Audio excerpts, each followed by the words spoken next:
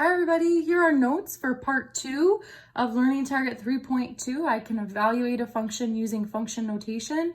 If you have not watched part 1 of this video, go ahead and watch that first because our warm-up here is a quick review of what we did in our first video.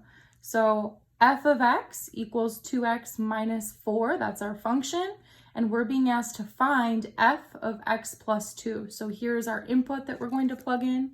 So f of x plus 2 is equal to, and anywhere where we see an x in our function, we're replacing it with our input value, which is x plus 2. So I see a 2x, so I'm going to put 2 parentheses, x plus 2, and I still have a minus 4. I have 2 times parentheses, which means I need to do distributive property. 2 times x is 2x. 2 times 2 is plus 4. Don't forget to bring down your negative 4 at the end. Right here, 4 minus 4, that just cancels, so I'm left with 2x. And notice here that my final answer has a variable in it, and again, that's because our input was not just a number, our input was the expression x plus 2. So our final answer here, our output that we get, is 2x. For part 2 of our notes, however, it's going to look a little bit different because now we're going to find x, our input, instead of finding f of x, our output. So essentially, we're doing this backwards. In these examples today, we have 2 more to do. We don't know our input. We have to find our input. Example 5 tells us our function, f of x equals 4x plus 4, and it wants us to find x if our function f of x is equal to negative 16. So here it's telling us our function, and it's telling us what our function is equal to.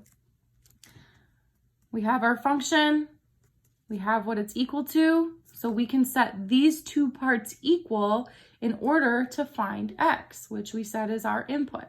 So I'm going to plug in negative 16 for f of x, because I know my function is equal to negative 16. It's equal to 4x plus 4.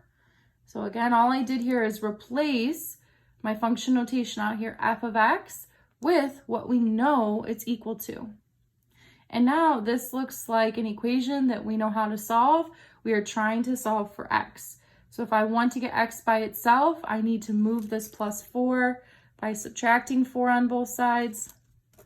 And then I'm left with 4x equals negative 16 minus 4 gives me negative 20. Now I need to divide by 4 on both sides, and I get my final answer, x equals negative 5. So that means my input value, x, is equal to negative 5.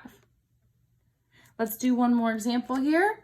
So my function p of t is equal to 3t plus 3, and it wants me to find t, my input, if we know the whole function p of t is equal to 4. So again, it's saying, well, here's my function, p of t, it's also equal to 4, so we can set these 2 equal to each other. So 4 equals 3t plus 3, and I'm trying to solve for t.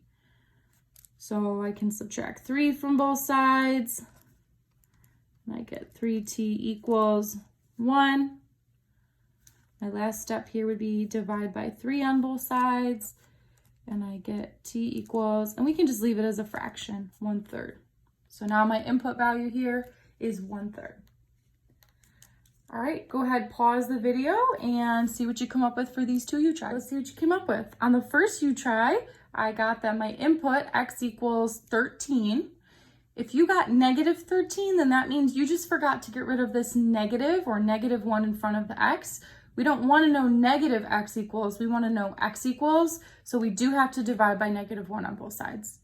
And then for my last U-try, I got a equals negative 3. Thanks for watching.